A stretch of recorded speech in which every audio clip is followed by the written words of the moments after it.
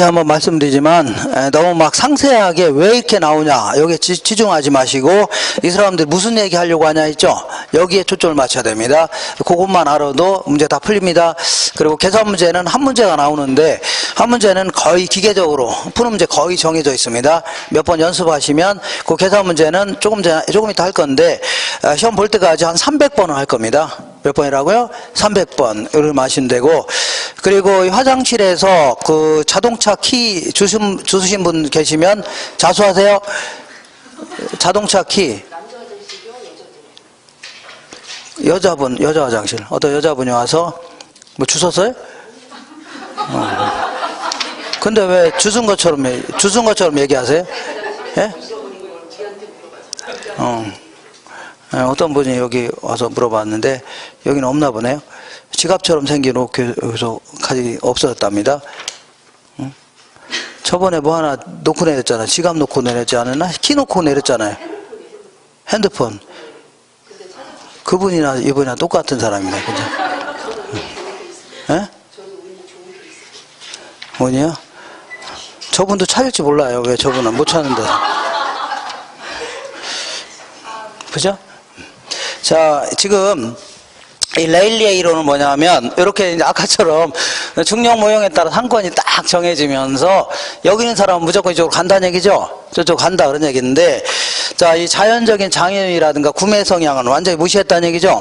그리고 특히 이제 이 도시들 간의 상권을 정한다. 이거는 큰 의미가 없을 수 있다는 얘기입니다. 왜냐하면 자, 이거 다 옛날에 나온 이론 아닙니까? 그러니까 조그만 도시 가면 없는 물건이 있어 없어요? 예를 들어 옛날에는 50년대 이 정도만 하더라도 자, 이 조그만 도시 가면 자동차 있어 없어요? 없고 다 대도시로 가야 되죠. 그러니까 도시들 간의 상권을 정한다. 이거는 현실성이 너무 떨어진다는 얘기입니다. 근데 도시 내에서 점포들 간의 상권을 정해보자. 예를 들어 이마트가 있고 홈플러스가 있다. 뭐 얘네들은 구비하고는 물건이 비슷해요? 안 비슷해요? 비슷하죠? 얘들끼리 상권을 정하는 게 훨씬 더 현실성이 있다 그런 얘기입니다. 그리고 이 사람은 무조건 이쪽으로, 여기 있는 사람은 무조건 이쪽으로 간다, 여기 있는 사람은 저쪽으로 간다는 얘기죠. 이거 확정론적인 접근했는데 아니 일부는 저쪽으로 갈 수도 있는 거죠. 그러니까 이쪽으로 갈 확률, 저쪽으로 갈 확률 모형을 제시하는 게 현실성이 있다는 얘기죠. 이렇게 해서 특히 이제 자연적인 장애유라든가 구매 성향을 거리 마찰 계수라는 거에다가 수정 보완한 이론, 이걸 뭐라고요? 확률적 상권 모형이다 집니다. 다른 용어는 지금 기억하지 마세요. 나중에 다시 할 겁니다. 자, 그러면 기본적인 논리는 똑같습니다. 이쪽으로 올게요. 이거 뭐가 있냐면 A지구 아파트 단지가 있는데 A지구 아파트 단지에 거주한 사람이 총 5만 명이랍니다. 총 몇 명이라고요? 5만 명이 거주하고 있답니다. 이렇게 5만 명. 그리고 이 근처에 이제 할인마트들이 쭉 있는데 이거는 이제 기존 할인마트가 있고 요거는 새로 생긴 할인마트랍니다. 신규 할인마트래요. 자, 이거는 홈플러스, 얘는 뭐라고요? 이마트. 이렇게 해서 이 거리가 있고 거리가 있는데, 자, 보통 이제 도시의 크기는 뭘로 따져요? 도시 크기는 뭘로 따져요? 인구로 따지는데, 아무래도 매장 같은 경우는, 점포 같은 경우는, 우리 편의점 같은 경우는, 자, 이 넓어요? 좁아요? 좁죠. 근데 이마트 같은 건 굉장히 클 겁니다. 면적으로 따지는 게 그나마 가장 낫겠네요. 그래서 이 기존 매장의 면적은 400제곱미터랍니다. 그리고 여기는 뭐라고요? 4000제곱미터 하자. 4000. 여기는 얼마라고요? 9000제곱미터랍니다. 이렇게 연면적이. 여기까지 거리는요, 2km. 그 다음에요, 이게 3km. 이렇게 해보자. 자, 그러면 기본적인 논리는 똑같습니다. 자, 보세요. 먼저 유인력. 자, 먼저 기존 매장이 얘네들 당기는 힘을 계산해 볼게요. 당기는 힘은 일단 인구에는 비례하듯이 뭐라고요? 매장의 크기에는 비례하겠네요. 4000에는 비례합니다. 되셨죠? 그 다음에 자, 이 레일리는 거리의 제곱에는 반비례한다고 했죠? 거리에 뭐라고요? 거리의 제곱에는 반비례하는데 얘는 거리가 몇 킬로예요? 2km죠? 근데 만약에 거리 마찰계수가 2다. 그러면 여기다가 2제곱해야 됩니다. 몇 제곱이라고요? 2제곱. 그다음 거리 맞춰 오다. 그러면 몇 제곱이라고요? 5제곱. 그러니까 거리에 대한 거리 마찰 계속 승수에 반비례한다. 이렇게 된 겁니다. 그러니까 자연적인 장애율이라든가 구매 성향을 어디에 반영했다고요? 거리 여기다 반영했다 생각하시면 됩니다. 여기에 되셨죠? 그다음 이번에는 한 번 더 계산해 볼게요. 유인력. 자, 이번에는 신규 매장이 얘가 얘들 당길 힘을 계산해 볼게요. 먼저 매장의 크기에는 비례하겠네요. 9,000에는 비례합니다. 그럼 여기서 여기까지 거리에는 반비례하는데 문제에서 별 말이 없이 그냥 거리 마찰해서 2다 그러면 둘 다다 이라는 얘기입니다. 둘 다 뭐라고요? 2다. 그러면 여기 제곱해 주면 됩니다. 그러면 이렇게 계산하게 되면 이렇게 자, 그 양쪽에 당기는 힘이 나옵니다. 상대적으로 당기는 힘이 나옵니다. 그러면 2의 제곱은 얼마요? 4가 됩니다. 4,000을 4로 나누니까 1000이 되겠네요. 그 다음에 3의 제곱은 얼마예요? 어떤 사람은 6 자꾸 바빠 우기는데 3의 제곱은 3을 2번 곱하는 겁니다. 그러니까 9가 됩니다. 9,000을 9로 나누니까 얼마라고요? 1000이 됩니다. 그러면 이게 의미하는 게 뭐냐면 A가 당길 힘이 한 1000 정도 된다면 상대적으로 B도 한 1000 정도 된다. 그런 의미입니다. 그렇기 때문에 만약에 자, 신규 매장으로 갈 확률 있죠? 신규 매장 갈 확률을 계산해라. 그러면 이쪽으로 갈 확률을 계산해라. 그러면 이렇게 계산하면 됩니다. 이거 더하기 이거분의 얘가 차지한 비율 있죠? 이렇게 해주면 됩니다. 그러니까 1000 플러스 1000 하면 얼마요? 2000이죠. 2000분의 1000이 차지한 비율. 그 2분의 1이죠? 2분의 1은 몇 프로예요? 50% 아닙니까? 그러니까 5만 명 중에 몇 명 정도라고요? 이 50%니까 25,000명 갈 거 아니냐 그런 얘기죠. 그래서 여기까지는 계산할 줄 아셔야 됩니다. 여기까지는 계산 문제 거의 해마다 물어봅니다. 뭐라고요? 해마다. 근데 요거는 이렇게 써놓고 나니까 되게 복잡해 보이죠? 그죠? 복잡해요? 안 복잡해요? 복잡한데 이 실전은 아주 간단합니다. 거리 맞춰서 얼마라고요? 2다. 그러면 4,000을 2의 제곱 나누면 얼마라고요? 1000. 그 다음에 9,000을 3의 제곱 나누면 얼마라고요? 1000. 자, 두 개 합치면 2000이죠? 2000분의 1000이니까 곧바로 뭐라고요? 50% 바로 계산할 수 있는 겁니다. 그러니까 순식간에 계산할 수 있으니까 걱정 마시고 이거는 이해를 도우려고 이렇게 하나하나 써본 겁니다. 이해를 도우려고 라고요? 쓴 거니까 실전에서는 그림 보는 순간 바로 나옵니다. 뭐라 한다고요? 너나 나오지 난 안 나오는데 이렇게 해서 너나 나오는데 난 안 나올 것 같은데 자 보세요. 4,000을 뭐의 제곱 나누라고요? 2의 제곱 나누면 1000. 얘는요 9,000을 3의 제곱 나누면 얼마라고요? 1000. 그러면 이쪽으로 갈 확률은 딱 보는 순간 50%죠? 이렇게 해주면 됩니다. 다시 해요? 자, 연습하면 됩니다. 금방 하면 돼요. 그죠? 금방 하면 되는데 요거를 자 300번을 계산했는데도 틀리고 나옵니다. 몇 번 계산하고요? 300번. 자, 지금부터 제가 지금부터 얘기하는 것은 듣기만 하세요. 지금부터 얘기한 거 뭐라고요? 듣기만. 무슨 얘기냐면 만약에 이쪽으로 큰 강이 있다. 뭐가 있다고요? 큰 강이 있으면 오히려 뺑글 돌아가는 이쪽이 더 가까울 수 있죠? 그러니까 이쪽으로 갈 확률을 더 줘야 되겠네요. 만약 여기 있는 사람이 고소득층 계층이다. 그러면 조그만 매장 가봐야 무슨 자기들 필요하는 명품 있어 없어요? 없죠. 그러니까 아예 대형 매장으로 가려고 하겠네요. 그죠? 그러면 자 어떤 식으로 조정해도 상관없는데 이런 식으로 만약 거리 마찰해서 1이라고 치자. 뭐라고요? 1이다. 그럼 계산해 볼게요. 계산하면 자 2의 제곱은 얼마예요? 4죠. 그럼 2의 1제곱하면요 2가 되겠네요. 그래서 4에서 2로 조금밖에 안 줄어들네요. 근데 3의 제곱은 9죠. 근데 3의 1제곱하면 얼마예요? 3이죠. 9에서 3으로 팍 줄어들었네요. 그럼 나눈 금액이 작아지면 얘는 커지는 겁니다. 자, 그러면 계산해 볼게요.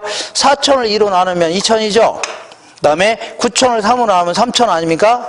그러면 신규 매장으로 갈 확률을 계산해라. 그러면 이거 더하기 이거분의 얘가 찾은 비율이죠. 그러니까 2000 플러스 얼마라고요? 3000분의 3000이 차지한 비율에서 얼마라고요? 60% 이렇게 나옵니다. 됐죠? 그러니까 여기서 이것만 하시면 됩니다. 이렇게 여기까지 안 물어보니까 만약에 자연적 장애율이라든가 구매 성향을 어디에 반영했다고요? 거리 마찰에서 반영했다는 얘기죠. 이렇게 해서 수정 보완한 이론이 뭐라고요? 허프의 모델입니다. 누구의 모델이라고요? 허프의 모델. 자, 그럼 지금까지 한 걸 읽어볼게요. 읽어보자. 59페이지. 자, 맨 위에 허프의 확률적 상권 모형이다. 해서, 자, 개요는 레일리의 소매인력 법칙을 수정 보완한 이론으로 대도시 내에서 점포들 간의 쇼핑 패턴을 결정하는 무슨 모형이라고요? 확률 모형을 제시했고, 자연적인 장애요이라든가 주민들의 구매 성향을 어디에 반영했다고요? 거리 마찰 계수에 반영했다. 그런 얘기죠. 요거. 그래서, 자, 그 밑에 이론의 전개는, 이 양가로 2번에, 반가로 2번에 이게 두 개나 되네요. 정신 못 차렸네요. 자, 요거 지금 한 거 있어, 없어요? 있죠? 그럼 그 맨 아래 결론 알아볼게요. 뭐라고요? 결론. 이 사람은 이런 얘기를 계속 강조했다는 걸 기억하셔야 됩니다. 뭘 강조했냐면, 이 거리보다는 뭐가 중요하다고요? 그 사람의 소비 성향, 구매 성향이 훨씬 더 중요하다는 얘기입니다. 아무리 멀더라도 그쪽으로 간다는 얘기죠. 이런 게 중요하다. 이런 얘기를 했던 겁니다. 자, 결론 볼게요. 거래권에 영향을 주는 것은 행동자로서의 뭐라고요? 소비자다. 그 얘기는 거리보다 뭐가 중요하다고요? 구매 성향이 중요하다. 그런 얘기입니다. 그렇기 때문에 상가는 소비자의 기호라든가 소득 관계를 참작하여 선택된 제품을 상품을 판매해야 된다. 그 얘기는, 자, 서울에서 그래도 잘 나가는 동네가 이제 압구정동이라고 치자. 무슨 동네라고요? 압구정동에 여기다가 이 싸구려 물건을 판다고 해서 팔려요, 안 팔려요? 자, 이 가깝다고 해서 무조건 이렇게 가는 건 아니겠죠? 이 사람들 구매 성향에 맞는 걸 갖다 팔으라. 그 얘기입니다. 그 다음에 세 번째, 적당한 거리에 고차원 중심지가 있으면 인근의 저차원 중심지를 지나칠 가능성이 커진다는 얘기죠? 이건 무슨 얘기냐면, 중심지에 대해서는 잠시 하기로 하고, 어쨌거나 A지구 아파트 사람들이 지금까지는 주변에는 탑마트 같이 어중간한 마트 있죠? 탑마트 아세요? M마트 뭐 이거 1층 다 쓰면서 어중간한 마트 있죠? 이런 데 주로 다녔는데 적당한 거리에 이마트가 생겼답니다. 그럼 이거 지나치고 다 어디로 간다고요? 이쪽으로 간다는 얘기입니다. 왜냐하면 이런 데 가야 선택의 폭이 넓어지죠? 그럼 이런 데 가려고 한다는 얘기입니다. 그 다음에 고차원 계층일수록 수송 가능성은 확대된다. 그러나 여기서 고차원 계층이라는 것은 그 고소득층 있죠? 이런 사람들은 자, 식구별로 다 차들이 있어 없어요? 있죠? 차들 있어 없어요? 있으니까 자, 굳이 자, 멀더라도 차 끌고 다 다녀요, 안 다녀요? 다니죠. 그러니까 거리가 중요해요, 안 중요해요? 별로 안 중요하다. 그런 얘기입니다. 이렇게 하시고 한 페이지 넘겨볼게요. 자, 지금까지는 크리스탈로 내일이 큰 버스 타고 와서 뭐 마신다고요? 호프 마시러 간 날이지. 이렇게 해서 여기까지 정리했고, 자, 지우겠습니다. 잠깐. 자, 그럼 이제 하나 남았네요. 이제 크리스탈로 반말입니다. 그 사람이 얘기하는 이론 정리해 볼게요. 크리스탈 뭐라고요? 너 이렇게. 자, 이거 지우겠습니다. 마지막으로 이쪽으로 오겠습니다. 크리스탈로 이렇게. 자, 크리스탈로는 어떤 얘기를 했나 한번 알아보겠습니다. 의의를 볼게요. 중심지의 규모를 고차에서 저차 중심으로 하향적으로 분류한 다음에 중심지가 성립하기 위한 조건으로 재화의 도달거리와 최소 요구치와의 관계를 설명하면서 중심지의 형성 과정을 설명하고 있다는 얘기죠. 또한 원형의 중심지의 영향권이 서로의 경쟁을 위하여 흡수 경쟁하다가 결국은요 벌집 모양으로 균형을 찾아간다. 그런 얘기죠. 벌집은 안 보신 분들 때문에 제가 이따가 소개를 할 겁니다. 이렇게 생긴 게 벌집이다. 이렇게 해서 설명할 겁니다. 일단은 간단히 용어를 한번 정리해 볼게요. 자, 중심지라는 게 뭐냐면 주변 지역에 재화나 서비스를 제공하기 위한 장소 생각하시면 됩니다.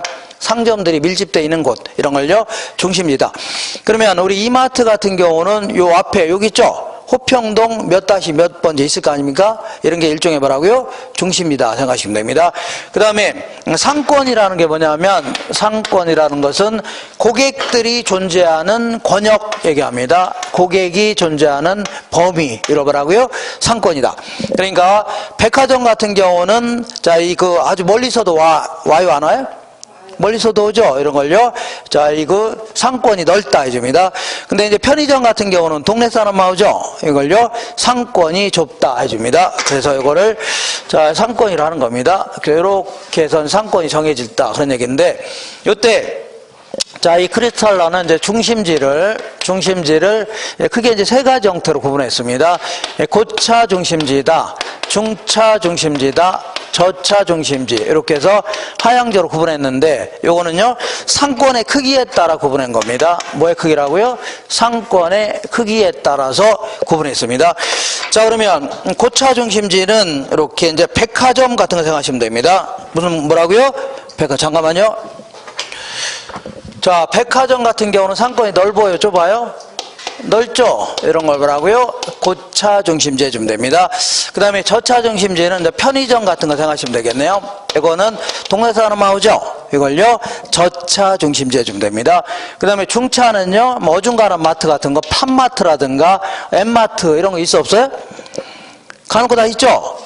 간혹가다 1층 전층을 다 쓰면서 주차장도 좀 하나 있습니다. 그리고 들어가면 별의별 거 다 쓰고 있죠? 다 팔고 있는 거 아닙니까? 이렇게 어중간한 마트를 뭐라고요? 탑마트 이렇게 하면 되겠네요. 여기는 없나요?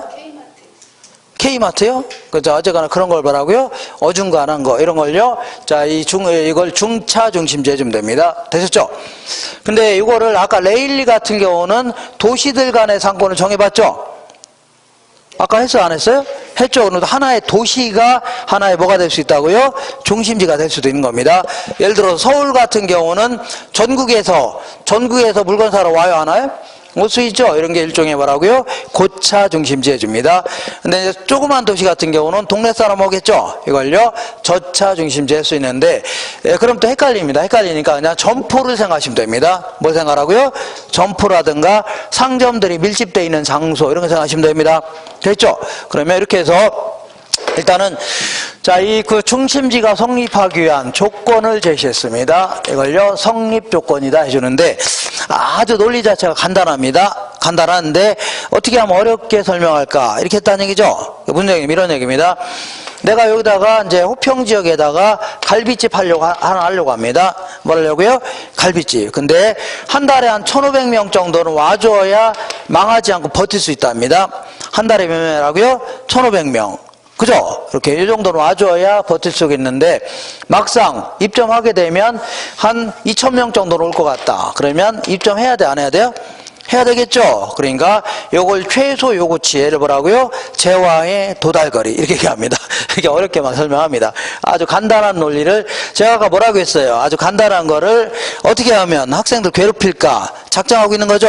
그렇게 생각하시면 됩니다. 그러면 이렇게 해볼게요. 자, 여기가 뭐가 있냐면 동탄 제2신도시가 생긴다고 하길래 여기다 현대백화점을 입점시키려고 합니다. 뭐라고요? 현대백화점 입점시키려고 하는데 이 현대백화점이 망하지 않고 버티려면 한 달에 자, 이 반경 6km 내에 있는 사람은 와줘야 된답니다. 몇 킬로미터라고요? 6km 내에 있는 사람 와줘야 된다. 아니면요 고객 수로는 한 달에 5만 명 정도는 와줘야 버틸 수가 있답니다. 몇 명이라고요? 5만 명 정도는 와줘야 어떻다고요? 버틸 수 있답니다. 망하지 않고. 근데 막상 입점하게 되면 주변에 있는 수원의 일부 사람이라든가 오산, 송탄 뭐 이런 데 있죠? 다 올 것 같다는 얘기죠? 그러니까 이 상권의 범위로는 한 9km 내에 있는 사람까지 다 올 것 같답니다. 그리고 고객 수로는 한 8만 명 정도까지 다 올 것 같답니다. 그러면 입점해야 돼? 안 해야 돼요? 해야 되죠? 아주 간단한 거 아닙니까? 자, 그래서 지금부터 6km 5만 명 이걸요 최소 요구치 해줍니다. 무슨 요구치라고요? 최소 요구치. 그리고 요거를요 최소 요구치는 어떤 점포가 유지되기 위해서 필요로 하는 최소한의 공간적 범위라든가 고객 수 이걸요 최소 요구치다. 그 다음에 요걸 뭐라 하냐면 재화의 도달거리 해줄게요. 재화의 뭐라고요? 도달거리. 그러니까 자, 어떤 점포가 영향을 미칠 수 있는 최대한의 공간적 범위라든가 고객 수 이걸 뭐라고요? 재화의 도달거리다. 다음 당연히 이게 클 경우 입점하는 거죠. 맞아요? 맞아요? 맞다는 얘기입니다. 이렇게 자, 지금까지 한 거를 한번 읽어보겠습니다. 자, 거기에 60페이지에 딱 중간에 용어의 정의 있어 없어요? 60페이지 중간에 용어의 정의 있죠? 중심지라는 것은 주변에 재화나 서비스를 제공하기 위한 장소나 어떤 상점들이 밀집되어 있는 지역이 될 수도 있고 하나의 도시가 될 수도 있는 겁니다. 근데 여기는 헷갈리죠? 그러니까 점포로 생각하시면 됩니다. 그래서 고차 중심지는요, 백화점 생각하시면 되고, 저차는요, 편의점 생각하시면 됩니다.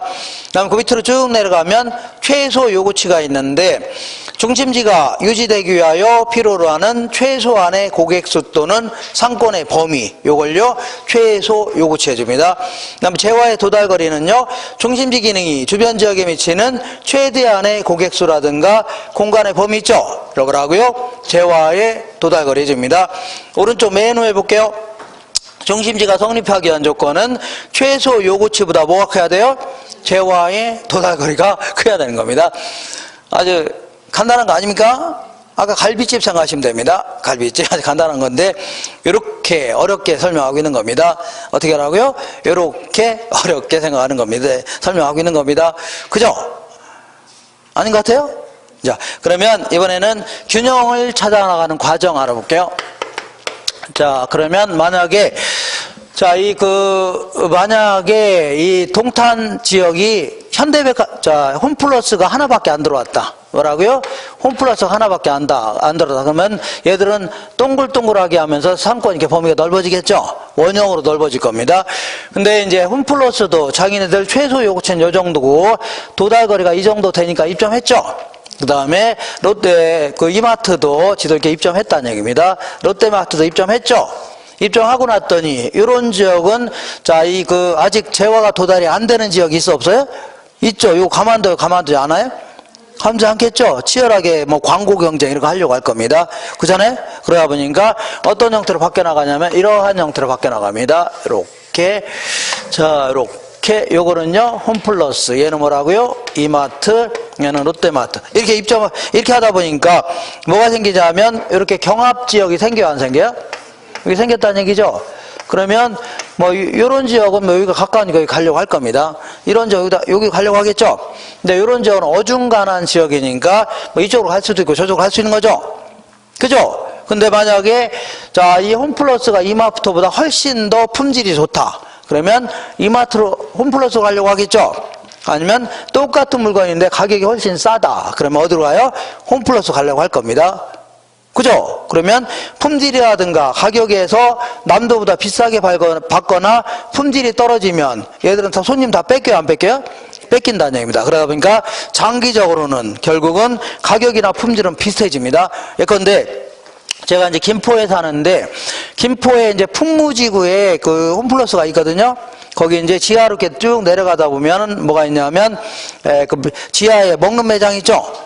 먹을 파는 데 있잖아요. 그 매장으로 쭉 내려가면서 에스컬레이터 쭉 타고 내려가다 보면 천장에 뭐라고 써 있냐면 이렇게 써 있습니다. 다른 매장보다 비싸게 파는 게 있다면 그 비싸게 판 부분에 대해서 5배를 돌려주겠답니다. 진짜 있었습니다. 요즘에 가본 적이 없어서 별로 없는데 예전에 있었습니다. 이런 식으로 하다 보니까 그런 거 못 봤나요? 처음 보나요? 원래 여기는 비싸게 파나 보네. 자, 거기는 싸게 팝니다. 이렇게. 이상하다? 그런 거 못 봤어요? 봤어요? 어디서 봤어요? 여기서 봤어요? 여기, 홈플러스에 있죠? 예, 진접에 있답니다. 진접 봤답니다. 진접에. 진작에 봤답니다. 어쨌거나, 그러니까 장기적으로는 품질과 서비스가 같아져 달라져요? 같아지는 겁니다. 그러다 보니까 손님 안 뺏기려면, 그러면 결국은 품질이 똑같다면 가까운 데 가려고 해? 먼 데 가려고 해? 가까운 데. 그러니까 여기 있는 사람 이쪽으로 하니까 이렇게 쪼개집니다. 이렇게 쪼개지죠? 그럼 결과적으로 어떤 형태로 상권이 확정되어 나가냐면 이렇게 이러한 식으로 상권이 확정되어 나갑니다. 이렇게 요거는 홈플러스, 얘는요 이마트, 롯데마트이죠. 이렇게. 그래서 이런 걸 보라면 벌집 모양이다 해줍니다. 무슨 모양이라고요? 벌집 모양. 그래서 요즘에 날씨가 좀 좋아졌죠? 좋아져서 산 같은 데 갈 텐데 산에 가면 저렇게 생긴 게 간혹 있을 겁니다. 산에 가면 저렇게 생긴 게 있어 없어요? 있죠. 그러니까 거기 있으면 한번 심심하니까 발로 한번 톡 차보세요. 발로라고요? 톡 차면은 자, 이 벌들이 한두 마리가 나오면 그래도 다행인데 얘는 아주 그냥 수천 마리가 떼거지로 나옵니다. 그러면 어떤 사람은 벌이 막 나오면 가만히 있으라고 하는데 자, 본인 생각해 볼게요. 가만히 있을 것 같아요? 수천 마리가 달려드는데 가만히 있을 것 같아요? 본인이 생각해봐요. 본인이. 그러니까 어떻게 해요? 걸음 하나 살려 톡 끼려고 할 겁니다. 어디로? 3m가 톡 끼죠? 그러면 3m로 내려왔다. 그러면 얼굴이 10배만해집니다. 몇 배라고요? 10배. 이렇게. 그러니까 함부로 건드리면 대화한대요. 제가 분명히 저렇게 생긴 거라고 했습니다. 이렇게. 자, 그래서 지금까지 한 거에 결론 알아보겠습니다. 자, 61페이지 딱 중간에 결론. 고차 중심지일수록 중심지 간의 거리가 멀고 저차일수록 가깝죠? 그러니까 아까 얘기한 대로 자, 이 이마트하고 홈플러스 간에는 거리가 상당히 멀 겁니다. 이렇게. 맞죠? 근데 이마트 상권의 범위 안에는 이렇게 수많은 편의점들이 있을 겁니다. 뭐 얘들끼리는 가깝겠죠? 이렇게. 그 다음에 고차 중심지일수록 규모가 더 커지면서 다양한 중심 기능을 갖는다. 그러니까 우리 이마트 상권의 범위 안에는 백화점도 있고 뭐 골프장도 있고 별의별 게 다 있겠죠? 다양한 중심 기능을 갖는다.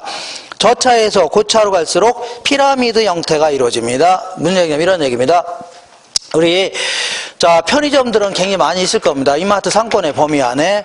그 다음에 중간에 이제 탑마트 이런 거 두어 개 있겠죠? 서너 개. 그 다음에 이마트 딱 이렇게 있습니다. 이렇게. 자, 그러다 보니까 어떤 형태라고요? 피라미드 형태를 이루게 됩니다. 그 다음에 중차 중심지가 포용한다. 포용한다는 얘기는 그 안에 있다는 얘기죠? 결국은 말이 좋아서 포용이지 다 잡아먹는다는 얘기입니다. 포용하는 저차 중심지에서는 고차 중심지로 갈수록 분포도가 줄어든다는 얘기죠. 무슨 얘기? 이런 얘기입니다. 자, 볼게요. 이 탑마트 아래에 있는 편의점들은 굉장히 많이 있을 겁니다. 굉장히. 이렇게. 근데 이마트 바로 아래에 있는 탑마트는 몇 개 안 되겠죠? 맞죠? 왜 그러냐면 위로 올라갈수록 자본력이 필요해요? 안 필요해요? 막대한 자본력이 요구되죠. 그러니까 올라갈수록 분포도는 줄어들 수밖에 없는 겁니다. 이렇게. 그리고 다른 거는 지금 하지 마세요. 하지 마시고 한 장 넘겨볼게요. 이렇게 해서 지금까지 얘기한 크리스탈로 내일이 큰 버스 타고 와서 뭐 마신다고요? 호프 마시러 간 날이지. 요거는 좀 정리가 좀 되셔야 됩니다. 그 나머지 것들은 간단히 내용을 정리하시면 됩니다. 간단히 뭐 대단한 것도 아니고. 자, 먼저 한 장 넘겨보시면 넬슨이라는 사람은 소매 입지론 요걸 발표했는데 어떤 점포가 최대의 이익을 낼 수 있는 매출고를 확보하기 위하여 8가지 원칙을 제시했다. 그런 얘기죠. 좋은 얘기 8가지 써놓은 겁니다. 그러면 우리 문제에서 다음 중 넬슨이 얘기한 원칙이 아닌 것은 이렇게 안 물어봅니다. 안 물어봐요. 다만 8가지 원칙을 제시했다. 이 정도는 얘기할 수 있죠. 네, 그리고 하나 정도 더 물어본다면 특히 이 사람은 양립성을 특히 강조했습니다. 뭘 강조했다고요? 양립성. 뭐냐면 이 그 점포는 고객의 유동을 방해하면 대화인데요. 안 되게끔 특히 고려해야 된다. 그런 의미입니다. 예를 들어서 내가 이제 뭐 신발 가게를 하려고 합니다. 여성 신발 가게. 그러면 여성 옷 파는데 이 근처에다가 신발 가게 하는 게 좋다는 얘기죠. 내가 귀걸이 같은 액세서리 가게를 하려고 한다. 그러면 이 근처에다가 뭐라고요? 액세서리 가게 있죠? 이런 거 하는 게 좋다는 얘기입니다. 왜냐하면 어떤 여성분이 옷 사러 왔다가 집에 그냥 갈래다가 부츠도 있네 하면 살 수 있는 거죠? 또 집에 갈래다가 귀걸이도 있네 살 수 있죠? 이런 식으로 고객의 유동을 방해하면 대화인데 안 된다는 얘기입니다. 이런 식으로 특히 고려해야 된다는 걸요. 양립성이다 집니다. 이렇게 비슷한 것끼리는 같이 붙어 있어야 된다는 얘기입니다. 요거는 우리 점포의 매장에서도 마찬가지로 이런 식으로 물건을 배치해야 됩니다. 예컨대 어떤 사람이 자, 그 김치거리 사러 가서 지하에서 이제 배추도 사고 그 다음에 또 뭐라고요? 고춧가루 사죠. 그죠? 그 다음에 양파도 사고 당근도 사야 될 거 아닙니까? 지하에. 근데 갑자기 마늘은 5층에 있다. 그럼 대화인데 안 되겠죠? 그럼 짜증 안 나요? 맞아, 요 근처에다 이렇게 배치해야 된다. 이런 걸 답을 하고요. 양립성이다. 이집니다. 요거. 자, 이번에는, 그 다음 볼게요. 후보라는 사람은 입지효과의 시간법칙이다 해서 이 사람은 그야말로 초등학생도 할 수 있는 얘기를 한마디 덜렁 해놓고서 교과서에 나온 입지전적인 인물입니다. 그래서 이 사람은 자, 이익은 개점과 더불어 즉시 나타나는 것이 아니고 충분한 시간적 여유를 가진 장기적인 것이라는 얘기죠. 이걸요, 그 후보의 입지 효과의 시간 법칙이다 해집니다. 무슨 얘기냐면, 우리 어떤 프랜차이즈 가맹점이 이제 분식점 하나 다 차렸다고 치자. 여기다가 딱 차리게 되면, 첫날은 여자분들이 나와서 막 춤춰요, 안 춰요? 막 춤추고 있죠? 뭐 지나가다 뭐 저기 신기하네 하면서 뭐 들어올 수도 있죠? 그리고 첫날 가면 뭐 무슨 뭐 사은품 같은 거 줘야 안 줘요? 아, 수건 같은 거 줄 거 아닙니까? 그러니까 좋다고 가볼 거 아닙니까? 그러니까 첫날은 막 사람이 빠글빠글 할 겁니다. 첫날 뭐라고요? 동네 사람 다 몰려들고 친척 다 올 거 아닙니까? 빠글빠글한데, 자, 생각해 볼게요. 한번 음식 먹어보고 아니면 그 다음날 또 가야 안 가요? 안 갑니다. 그래서 어떤 경우는 뭐 한 달도 안 돼서 문 닫는 경우도 허다합니다. 뭐 손님 있어야 뭐 계속 하는 거 아닙니까? 그죠? 그래서 자, 이익이라는 것은 단숨에 첫날 엄청나게 사람이 많다고 해서 앞으로 계속 이익이 커질 거라 생각하면 오산이라는 얘기죠. 그죠? 그러니까 계속해서 품질도 계속 자 이거 높이고 그다음에 단골도 계속 확보하고 친절하게 해갖고 장기적으로 이익이 생긴다는 얘기죠. 이걸 뭐라고요? 입지 효과의 시간 법칙이라는 겁니다. 그래서 제가 이제 한 4년 전인가 이제 정부에서 국가에서 설문조사를 했는데 프랜차이즈 가맹점 한 7,000군데를 가지고 설문조사했는데 자 한 60% 이상이 그 120만 원 있죠? 최저 생계비도 못 버는 업체가 몇 %라고요? 60% 넘어간답니다. 그리고 이거는 공식적으로 나온 수치인데, 이 그 프랜차이즈 가맹점 중에 자 80%가 몇 프로라고요? 80%가 3년 이내에 문 닫는답니다. 폐업률이 그렇게 폐업이요. 우리 주변에 이제 프랜차이즈 가맹점 보면은 계속 버티고 있는 게 많을 것 같아요? 적을 것 같아요? 얼마 있으면 점점 없어지죠? 그러니까, 자, 이 몇 군데 빼놓고는, 대형 매장 이런 거 빼놓고는 거의 다 그냥 못 버티고 이제, 다 망합니다. 그죠? 이런 식으로. 왜 이런 식으로 되냐면, 이게 대기업들이 주도하는 도소매 있죠? 이런 것들이 주변에 거의 상도 같은 거 하기 힘들어집니다. 그러니까 어떤 지역이 있다면, 그러니까 지역에 이마트 같은 게 있어 없어요? 웬만한 건 좀 거리가 좀 바쁘지 않으면 이쪽으로 가는 거죠? 그리고 중간중간에 이마트 에브리데이라는 게 있습니다. 뭐가 있다고요? 에브리데이. 이런 데면 조금 바쁘면 이쪽으로 가는 거죠. 그리고 간혹 다 사이사이에 이마트 24시 이런 거 있어 없어요? 이것들이 그냥 싸그리 헤쳐먹는 겁니다. 뭐라고요? 싸그리 헤쳐먹어요. 그래서 자 그러니까 소매상 도매점 하기가 너무 힘듭니다. 다 이것도 헤쳐먹으니까. 그리고 옛날에는 다이소도 요즘에 많이 가더라고요. 다이소. 물건도 싸고 괜찮던데. 그리고 뭐냐 하면, 거기, 옛날에는 이제 음식점 같은 거 있잖아요. 음식점 같은 거 하나 하면은 소위 말 중산층이다 해서 먹고 살만 했습니다. 그죠? 근데 요즘에는 대기업들이 주도하는 대형 외식 프랜차이즈 같은 거 있죠? 이런 게 이제 지금은 도심뿐만 아니라 주택가 곳곳까지 막 들어오기 시작합니다. 앞으로는 점점 커질 겁니다. 뭐, 애슐리라든가 이런 거 있죠? 자연별고 이런 거 외에도 막 수없이 많은 것들이 막 끼어듭니다. 그러니까 앞으로는 점점 음식점 해먹기도 힘들어질 겁니다. 그잖아요? 점점 힘들어지니까 이렇게 기형적인 재벌 위주의 정책이죠? 이런 것들이 전부 다 옛날에는 그래도 이제 중산층 이렇게 했는데 지금은요 신빈곤층 이렇게 계속 바뀌어 나갑니다. 상당히 문제입니다. 이렇게 그잖아요. 이렇게. 근데 이제 그 중개업은 그래도 그렇진 않아요. 중개업은 하나씩밖에 못 하게 돼 있기 때문에 몇 개라고요? 하나씩. 그죠? 2개 이상 하게 되면 불법입니다. 그거 2개 이상 한 사람 찌르게 되면 50만 원 받습니다. 얼마 한다고요? 50만 원. 같이 찔렀다. 그러면 반반씩 나눠야 됩니다. 그런 거 안 하시나요? 자, 그래서, 그 다음에, 이번에는, CST 기법이라 해서, 요거는 이제, 애플봄 교수가 이제, 카스터머, 스파팅 테크닉 해갖고, 자, 요걸 CST 기법이다. 카스터머 해주면 소비자라는 얘기고, 스파팅 해주면요, 점을 찍는다. 이런 뜻입니다. 테크닉은요, 기법이라는 얘기죠. 이렇게. 그러니까, 여기가 뭐가 있냐면, 이거 홈플러스가 있는데, 홈플러스 주변에 지도책을 딱 펼쳐놓은 다음에 왔다 간 사람들한테 주소를 적어놓고 가게 하는 겁니다. 주소 있죠? 그러면 사람들이 주소 적어요, 안 적어요? 안 적고 갈 거 아닙니까? 바쁜데 왜 적습니까? 그래서 그럼 적게 하는 방법 있어 없어요? 있습니다. 여기 왔다 간 사람들한테는 세탁기 하나 선물하겠다. 그러면 집에 갔다 얼른 다시 왔다가 다시 적고 갑니다. 이렇게. 그래서 점을 찍어볼 수 있죠? 이렇게. 그 다음 이번에는 남편 직업도 적어놓고 하랍니다. 뭐라고요? 남편 직업. 이것들이 내가 호구인가? 호구 조사하려고 하나? 이렇게 하면서 안 적으려고 하죠? 그죠? 그때는 방법이 있어 없어요? 있습니다. 여기다 이제 직업까지 적어놓고 간 사람들한테는 추첨을 통해서 BMW 한 대 주겠다. 이런 식으로 불잘 나는 거 있어 없어요? BMW 주겠다 하면 제주도에 놀러 갔다. 아 깜빡했네 하면서 왔다가 적고 다시 갑니다. 너무 심했나요? 그래서 그러니까 어떻게나 이렇게 한 다음에 점을 찍어볼 수 있어 없어요? 이건 다음에 여기다가 이제 1차 뭐 상권이다, 2차 상권이다 해서 이게 이제 어떤 판매 촉진 전략이라든가 고객의 특성 같은 거 파악할 수 있죠? 요렇게 하자는 걸요. CST 기법이다. 해줍니다. 되겠죠? 이렇게 하시고.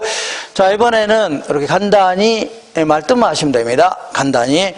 이번에는 이 피터라는 사람은 자, 이 경쟁하는 업체끼리는 어떤 형태로든 피 터지게 싸워서 그 공간을 나눠 갖는다는 얘기죠. 이걸 누가 얘기했다고요? 피 터지게 싸운다 해서 피터의 뭐라고요? 공간 분배의 원리다 집니다. 뭐라고요? 피터의 공간 분배의 원리. 자, 그래서 이런 얘기를 해볼게요. 여기가 뭐가 있냐면 그 느낌으로 백화점이 있다고 치자. 자, 뭘 때려 부수는 소리가 났습니다. 어쨌거나 지금 백화점 있는데 얘는 도시의 왼쪽 것이고 얘는요 말로 하지 왜 뭐 두드러 집어 던지고 그러십니까? 자, 얘는 왼쪽 것이 뭐라고요? 오른쪽 것인데 그냥 생각해 보는 겁니다. 누가 어디다 차리라는 얘기는 아닙니다. 차릴 수도 없을 뿐만 아니라 백화점 차리라는 얘기는 아니고 생각을 해보는 겁니다. 생각. 그러면 저기 A라는 백화점이 딱 있는데 여기에 B라는 백화점 여기다 딱 차렸다고 치자. 이렇게 차린다고 가정한다면 그러면 백화점 간에는 품질은 비슷하다고 치자. 생긴 것도 비슷하다고 치자. 그러면 자, 여기 있는 사람 이쪽으로 가겠지만 여기 이 백화점 멀리서도 와요 안 와요? 자, 오다가 보니까 뭐 똑같다 하면 여기로 가겠죠? 그럼 A가 상대로 손해본다는 얘기입니다. 그러면 A는 어디로 가려고요? 요 안쪽으로 들어가려고 할 겁니다. 어떤 쪽이라고요? 안쪽. 그러면 상대적으로 누가 손해봐요? B가 손해보죠? 예, B는 요 안쪽으로 또 들어가려고 할 겁니다. 예를 들어서 이렇게. 자, 그러다 보니까 이 백화점 같은 경우는 자, 이거 도심의 중앙에 자꾸 입지하려고 합니다. 그죠? 그래서 요게 가장 넓은 범위에서 자, 경쟁하면서 소비자를 가장 확보할 수 있는 지역이 되는 겁니다. 이런 식으로 이걸 뭐라고요? 집심성 입지다. 집심 입지한다. 도심의 안쪽에 모여 있으려고 한다는 얘기죠? 이걸 뭐라고요? 집심 입지하려고 하는 겁니다. 근데 요거는 이제 세탁소라든가 편의점 생각해 볼게요. 자, 이거는 왼쪽 끝, 오른쪽 끝인데 만약에 세탁소들이 도심 쪽에 망창 모여있다고 치자. 모여있으면 우리 같은 사람들이 여기 세탁소라든가 편의점 생각할게요. 우리 같은 사람들이 자, 이 빨래 들고서 도심까지 갈래나요? 자, 그냥 세탁기에 그냥 돌리고 말겠죠? 귀찮더라도. 그죠? 그러니까 얘들은 이렇게 있으면 돼요? 안 돼요? 안 되고 소비자들이 있는 곳에 구석구석 처박혀 있어야 됩니다. 어디라고요? 구석구석 처박혀 있어야 돼요. 그죠? 네, 이런 걸요 분산 입지한다 해줍니다. 어떻게 된다고요? 분산 입지한다. 왜 이렇게 되나 보겠습니다. 자, 우리 이제 백화점 같은 경우는 시장이 이제 좁다 이렇게 표현합니다. 상대적으로 하고요 좁다. 그리고 얘는요 시장이 넓다 해줍니다. 여기서는 자, 이 그 넓다 좁다가 상권이 넓다 좁다가 아니라 자, 생각해 볼게요. 우리 백화점 다니는 사람들은 아무래도 돈 좀 여유가 있는 사람들 다녀요, 안 다녀요? 아무나 다니진 않죠. 좀 여유가 있거나 이런 사람이 다닐 거 아닙니까? 그리고 아침 저녁으로 다녀요? 아니면요 뭐 한 달에 한 번 정도, 보름에 한 번 정도 다녀요? 보름에 한 번 정도 다니지 아침 저녁 허구한 날 백화점 다니고 이러진 않겠죠? 그죠? 이런 의미에서 시장이 어떻다고요? 좁다 해줍니다. 근데 거기에 비해서 이 편의점이라든가 편의점 같은 거 생각할게요. 편의점 같은 경우에는 자, 이 누구나 다녀요? 안 다녀요? 아, 돈이 많은 사람이나 적은 사람이 다 다니는 거죠. 그리고 담배 피는 사람은 아침에 갔다 저녁에 또 가죠. 허구한 날 왔다 갔다 한다입니다. 그죠? 이런 의미에서 상권이 어떻다고요? 넓다. 이 시장이 어떻다고요? 넓다 이렇게 표현합니다. 되겠죠? 그리고 요거는 약간 좀 까탈스러운 얘기인데 자, 수요의 교통비 탄력성이 얘는 작다 해줍니다. 얘는요, 수요의 교통비 탄력성이 크다 해줍니다. 이렇게 무슨 얘기냐면, 우리 수요의 가격 탄력성은 가격의 변화율분의 수요량의 변화율, 요거를 뭐라고요? 수요의 가격 탄력성이라 합니다. 그럼 가격이 올라가면 수요량이 팍 줄어오는 걸 뭐라고요?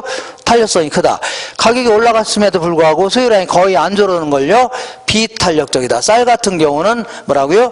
비탄력적이집니다. 똑같은 논리로 교통비의 변화율분의 수요량의 변화율, 요걸 뭐라고요? 수요의 교통비 탄력성이집니다. 근데 백화점 같은 경우는 아주 멀리서도 다 와요, 하나요?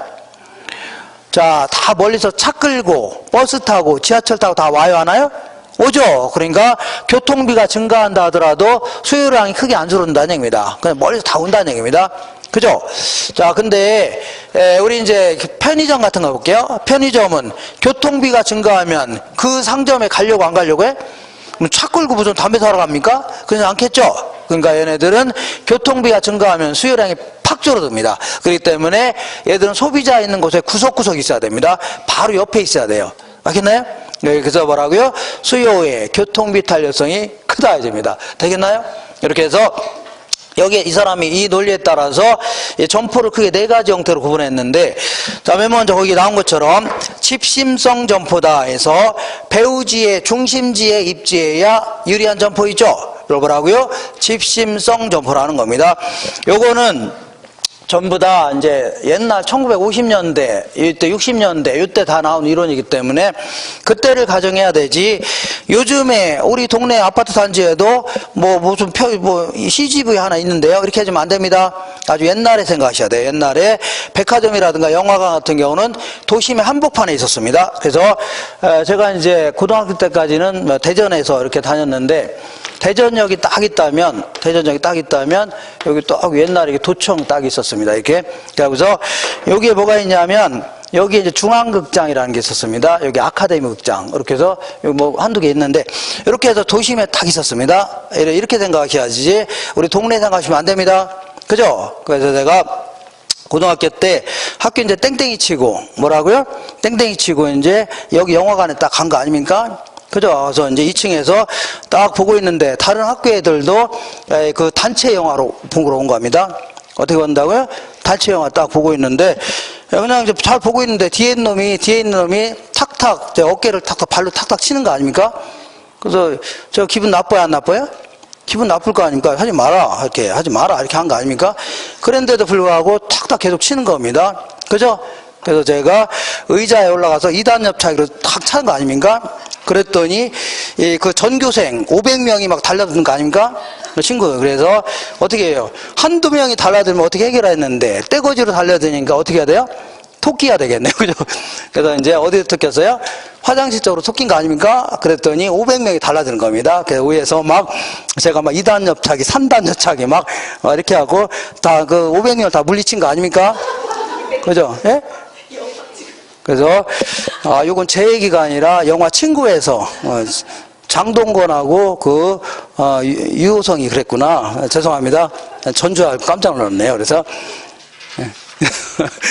그래서 그때는 이제 도심이 어디 있다고요? 중앙에 입지에 유리하다, 그런 얘기입니다. 그 영화 안 보셨나요? 오늘 집에 가 보세요. 예, 친구 이렇게. 자, 그 다음에 그 집재성 점포는 동종업종끼리 한 곳에 모여 입지해야 유리하다.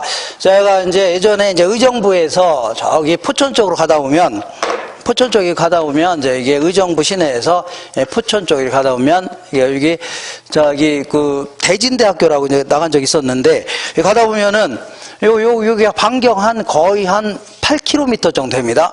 반경 몇 킬로라고요?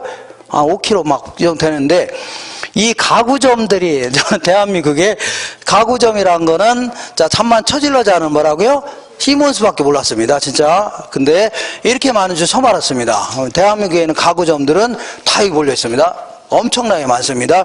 그러니까 우리 신혼부부들이 가구 사려고 한 집만 가요, 안 가요? 한 집만 가는 게 아니라 여러 가구를 비교한 다음에 사려고 하겠죠? 그러니까 이곳에 가야 대한민국에는 가구는 모두 볼 수 있다 하면서 가는 거 아닙니까? 이런 거 뭐라고요? 집재성 점포라는 겁니다. 그 다음에 산재성 점포는요, 동종업종의 점포가 서로 분산 입지해야 유리한 점포, 이걸요 산재성 점포라는 겁니다. 그러니까 여기는 목욕탕이라든가 세탁소 이런 걸 얘기하는데, 세탁소는 아파트 단지별로 한 개씩만 있으면 되지 같이 붙어 있어야 좋을 게 있어 없어요? 없다는 얘기입니다. 그잖아요? 그리고 목욕탕도 요즘에 대형 사우나 이런 거 생각하시면 안 됩니다. 무슨 사우나라고요? 대형 사우나 생각하시면 안 되고, 옛날에 제가 이제 중학교 다닐 때 우리 동네 서부 목욕탕이라고 있었는데, 무슨 목욕탕이라고요? 서부 목욕탕에 굴뚝이 이렇게 있었습니다. 무슨 굴뚝이라고요? 굴뚝. 그래서 이렇게 해서 아래층은 여탕, 위층은 뭐라고요? 남탕. 이렇게 해서 이렇게 되어 있는 데가 있습니다. 이렇게 생긴 거 있죠? 이런 목욕탕 생각하셔야 됩니다. 이런 목욕탕은 가면은 목욕하고 있으면 옛날에 아저씨가 와서 등 좀 밀어달라고 합니다. 그럼 이제 이거 밀어줘야 됩니다. 그래서 다 밀어주고 나면은 나 좀 씻으려고 하면 옆에 아저씨가 또 옵니다. 다른 아저씨 와서 등 밀어달라고 합니다. 그럼 또 밀어줘야 됩니다. 그죠? 그래서 다 밀어주고 나서 좀 쉬려고 했더니 옆에 있는 또 아저씨, 할아버지죠? 또 와서 또 밀어달라고 합니다. 그래서 제가 3시간 동안 남 등 밀어주다가 그냥 나왔다는 거 아닙니까? 열받아서. 왜냐하면 자, 싫어요 그랬다가는 네 집 자신이냐 하면서 막 스스로 패려고 했습니다. 그러니까 막 밀어야 돼. 그리고 이 목욕탕 탕 안에 이렇게 있잖아요. 탕 안에 이렇게 탕 안에 이제 여기 앉아서 이제 떼미는 거 아닙니까? 그죠? 근데 이제 때도 씻고서 들어가야 되는데 안 씻고 막 들어가서 조금 있으면 이 안에 이제 막 때들이 막 껴 있습니다. 껴 있으면 우리 모기장 같은 거 있죠? 모기장 같은 거 쓱 걷어냅니다. 이렇게 쓱 걷어내서 기억나시나 보네. 근데 왜 끄떡끄떡하세요? 그래서 그래서 이런 목욕탕 생각하셔야지.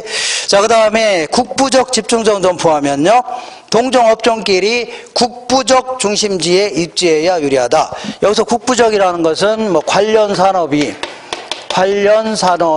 입지한 그 근처, 이런 데 입지하는 게 좋다 그런 의미입니다. 관련 산업이 입지한 그 근처, 여기서 말하는 국부적 중심지 이렇게 얘기합니다. 국부적 중심지. 예를 들어서 농기구점 같은 경우는 어디에 있는 게 좋아요? 농지 근처에 입지하는 게 좋죠. 이런 걸요 국부적 집중적 점포라는 겁니다. 그 다음에 이 천안에 가면은 뭐가 있냐면 천안공원묘원, 옛날에는 공동묘지 그랬는데 요즘에는요 천안공원묘원 이런 게 있습니다. 이 묘원이 왜 유명했냐면, 자, 이 앙드레 김 아시나요? 앙드레 김, 이 사람의 본명이 뭔지 아세요? 김봉남. 뭐라고요? 김봉남. 이런 사람이 이제 거기에 묻혀서 이제 유명해졌는데, 어쨌거나 거기 좀 올라가다 보면 꽃가게들이 쭉 모여있어, 안 모여있어요? 그죠? 이런 게 일종의 답이라고요. 국부적 집중적 점포입니다. 자, 오른쪽에 볼게요. 구매 관습에 따른 상점의 분류다에서 구매를 위한 노력을 어느 정도 감수하냐 그런 얘기입니다. 여기에 따라서 편의품점, 그 다음에요 선매품점, 그 다음에 전문품점 이렇게 나눠지는데, 요 밑으로 내려갈수록 구매를 위한 노력을 아끼지 않겠다는 얘기죠. 이렇게 비용도 크게 감소하겠다는 얘기입니다.